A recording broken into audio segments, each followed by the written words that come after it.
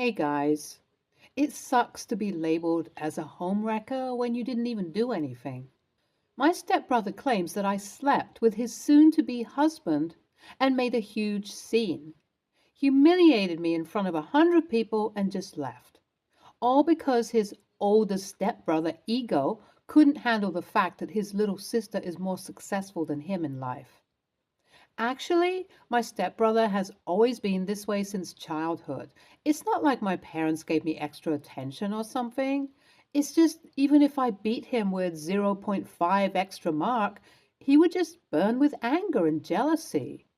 My stepbrother is talented, truly, but his problem is that he used his energy on the wrong things. Instead of sabotaging me, if he spent more time on his projects, then maybe he would have been better than me. The house I bought is my dream house. I have been saving and investing a lot. I designed the interior myself. I chose all the furniture, curtains, and everything. I always fantasize about how it would be to celebrate my first birthday in my new house. I planned everything a week ahead. I selected the birthday cake, food, drinks, new curtains, streamers, and color harmonious flowers and balloons. For my birthday, I decided to set the food and everything on the lawn because no matter how big my house is, it would still get stuffy in there. It was supposed to be my perfect birthday party. It was finally the day. My potential clients were invited too. I was mingling with the guests, guiding them to the buffet and discuss projects with my potential clients. All in all, it was going really great. Then my stepbrother and my future brother-in-law arrived. I tensed up the moment I saw them. I know I invited them, but I really had a strong gut feeling that something could go wrong. But then I brushed it off. I thought, my stepbrother won't stoop so low as to ruin his sister's birthday, right? Just when I think my stepbrother can't disappoint me more than he already has, the next time he disappoints me most spectacularly, breaking his record. The memory is still fresh. It was 10 p.m. My stepbrother and his fiancée were late. I had already cut my birthday cake and almost all the guests had already had dinner and resumed socializing. Unlike others, my stepbrother came empty-handed, or so was my idea. His fiancée, on the other hand, gave me a lovely handmade greeting card and chocolates. While Mom, Dad, and everyone were mingling, I carried all the presents to my room. I think that's when my stepbrother set up a projector to show my childhood videos and pictures, how I grew up and all. After ending his brief dramatic toast, he turned on the projector. There were several photos of me in diapers crawling around the house. In some, I was holding a crayon and drawing on the wall, playing with mud. Then those photos transitioned into when I learned to walk, then into my kindergarten, primary school, and middle school. Then there were a few selfies and videos I took during my school days. A few Instagram reels I made in 2022 as I was very fond of acting. And lastly, he showed me the days I spent planning for my birthday. That's when the color drained from my face. I didn't even invite him during the prep. Mom and Dad helped me at the last minute. After a few more pictures, there was another set of pictures where my stepbrother's fiancée was wearing my boyfriend's outfit and flirting and almost kissing me while I was laughing and giggling. There were photos where we kissed passionately. Read the first line again where I said that he was wearing my boyfriend's outfit. That's right. All of these were heavily edited. You guys know how advanced tech is today? There was also a quick video of me dragging my boyfriend into a room and closing the door. Since it was filmed from behind, it didn't need much editing. My boyfriend looked at me. He was about to say something, but I held his hand, gesturing for him to not speak out loud. He then nodded and clenched his teeth hard, looking at the fake photos and videos. The slides were automatic, so my stepbrother didn't even look at the screen. He only looked back after looking at the shocked faces of the audience, and then his fiancée, and feigned his expression as well. With each new photo and video, His look of shock and betrayal became even stronger than before. I think he is a much better actor than me. He then started his convincingly fake monologue about how I broke his heart and wrecked his home. He claimed that I was sleeping with his fiancée and even lied about how his fiancée didn't spend enough time with him, probably because he was sleeping with me. He didn't even look at his fiancée all this time because he was convinced that I sang a siren song and enchanted his fiancée into committing adultery. I kept looking at the look of genuine shock on his fiancée's face from time to time. He tried to protest, but he was not given the chance to speak. Taking advantage of my silence, he started talking about how I sabotaged everything and made things difficult for him. In other words, he swapped roles. My parents believed that too. After his whole drama ended, people started whispering and passing me judgmental looks. It was then when I tried to explain to everyone that he had framed me. But as soon as I opened my mouth and uttered the first two words, he interrupted me and said that he was not going to listen to any excuses, and then he approached our parents and successfully turned them against me. My mom approached me and she slapped me in front of everyone. I could feel that people were enthusiastically watching the drama, enjoying how I was getting punished for something I had never done. Some of them even murmured that I deserved it. She said that she wished that I was never born and left with my dad. My boyfriend tried to protest, but I didn't let him. I chose to stay silent and absorb it all. After everyone left, my stepbrother came near me and practically hissed into my ear that I may have bought a new house before him, but he still won. And then he left. His fiancée stayed back for a little longer and looked at me with sympathy, and then he left too. After they left, I had a breakdown, and my boyfriend consoled me. My stepbrother not only ruined my wedding, but also labeled me as a homewrecker. There was no way I was letting it slide. He chose to ruin my special day, and I chose to ruin his. With my boyfriend's help, I started collecting all the evidence of his framing me. Just a few days before the wedding date, his fiancée approached me. He said that on the way home, he saw my stepbrother smile at times, unaware of the fact that his fiancée was looking at him. That's when he felt suspicious. After they went home, he confronted my stepbrother, who explained everything to him. He was smart enough to record the whole conversation because deep down, he too had a feeling that it was my stepbrother who set us up. You see, my stepbrother made a huge mistake here.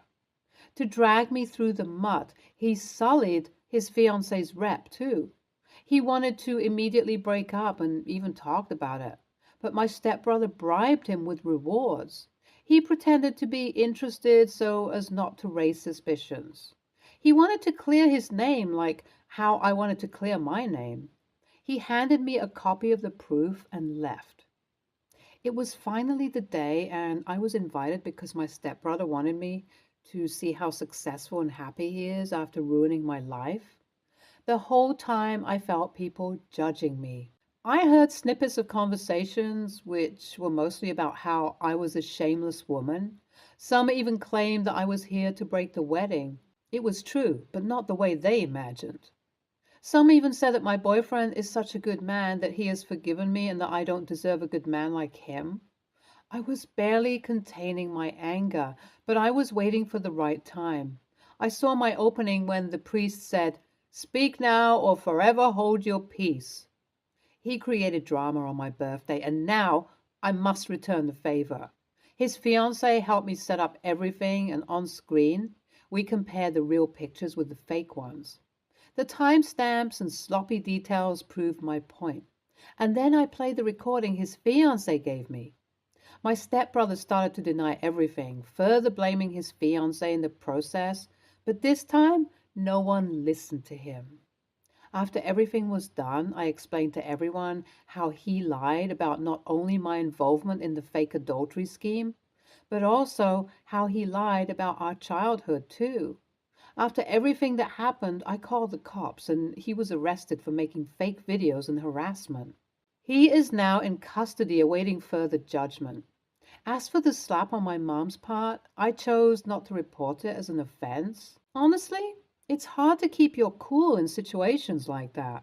Moreover, I know she would not repeat it. Update 1. Hey guys, thank you for all the comments. The court proceedings are still going on, and his lawyer is annoying the living daylights out of me. My stepbrother found someone like him to fight the case.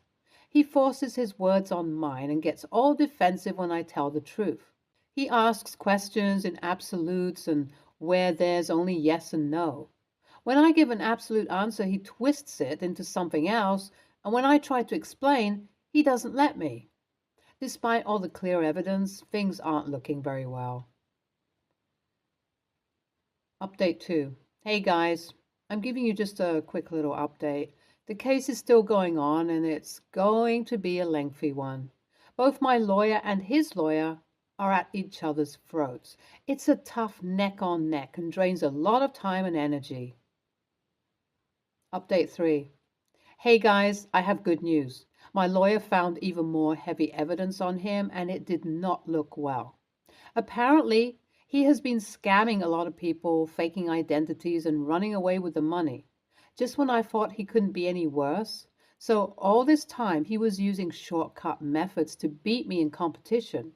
Yeah, it was a competition for him. And he ultimately lost. He not only lost his finances, but also our parents' support, his fiancé, and now his freedom. He is behind bars. My mom was feeling really guilty for humiliating me on my birthday. I don't know if I'll be able to forgive her any sooner. I am glad my stepbrother's former fiancé didn't end up marrying my toxic stepbrother. My boyfriend is there for me to support me every day. I've tried to reach out to the clients and potential clients I have lost, and only one of them came back. It's a huge blow to my business, but I really hope it all passes. Thank you guys for listening to me and supporting me. Love you all. Bye. NTA, glad that scammer is finally behind bars. NTA, I am glad it all worked out and I'm sorry about your business. I pray to God everything will be all right. Next story. So I, 31, female, and Lisa, 31, female, were never really friends, but we were friendly and part of the same social circle. She went to school with one of my very best friends, Faye. I'm not famous or anything, but my ex is in some circles, and 3 years ago, when we were still together, she sold a bunch of stories about him. I became suspicious when a quote from a source in an article was almost word for word what another friend had said in our group chat. I got Faye to lie to Lisa and basically say that someone at the paper had confirmed it was her, and she eventually admitted it to Faye. She's never actually spoken to me since. After that, I made it clear I wouldn't be attending any parties or anything that she was at, which was relatively easy since everyone was kind of annoyed at her at the time, and she basically just went away on her own. In the years since, however, Faye and her have mended their friendship, and she's recently begun dating someone within the wider friend group. So, our friend Sam's 40th is coming up, and he's rented a massive house on a lake for a long weekend. Lisa isn't close to Sam, but her boyfriend is. He purposefully didn't include Lisa in the invite, but the boyfriend eventually asked, which apparently led to a very awkward conversation. Sam asked me what I thought, and I said that I respected his position, and if he wanted her there, I'd step back. No hard feelings. He said that he didn't want that he'd have her there for his friend's sake, so ideally we'd all be there together. I said no. Had it been a one-off dinner or something, I may have, but I'm not willing to be stuck with this woman for 4 days. There's some conjecture as to where the miscommunication lies, but it transpired that before Sam had even spoken to me, that the boyfriend had told Lisa that she could come, leading Sam to force the boyfriend to rescind the invitation. Now, boyfriend is upset and threatening to pull out. He even called me to straighten it all out. But what actually happened was he ambushed me that I need to grow up and not hold on to petty grudges. The conversation descended quickly with him calling me a bitter child, a manipulative bitch, and destined to die alone. I honestly don't know how it got to that stage. I must have said no more than 10 words the entire call. I've spoken to some of my friends, and whilst they're all disgusted with the things he said, some did say that perhaps it was time to bury the hatchet with Lisa. Apparently, Lisa has said that I should be over it by now and that I'm being unreasonable because I know that people will generally prioritize my attendance over hers. I know this probably sounds selfish, but I don't really think that's my problem. So, AITA? ETA. I've reread it and it's not that clear, but the boyfriend in question is Lisa's, who is very close with Sam. Apologies for the confusion. Update. I spoke to Sam about the things that Lisa's boyfriend said to me, and he's decided to rescind his invitation too. Apparently, Lisa's boyfriend was under the impression that Lisa has tried to reach out, which is untrue. She's also allegedly been rather selective with telling him what stories she sold. Not sure if anything will come of it, but I'm glad I'll not have to deal with either of them, to be honest. Has Lisa ever apologized to you? Asking you to bury the hatchet without a proper apology from her is ridiculous. You were graceful in offering to step back.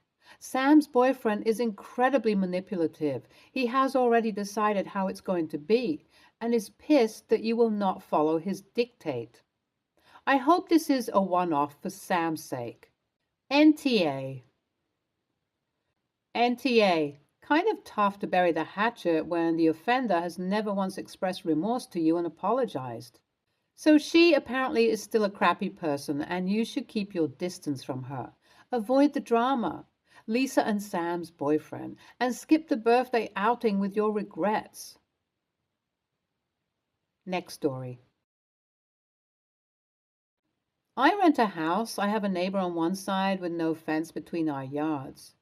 They got a dog last year, which they let roam freely on both sides. They used to come clean up after it and apologize, but did not build a fence or tie it up.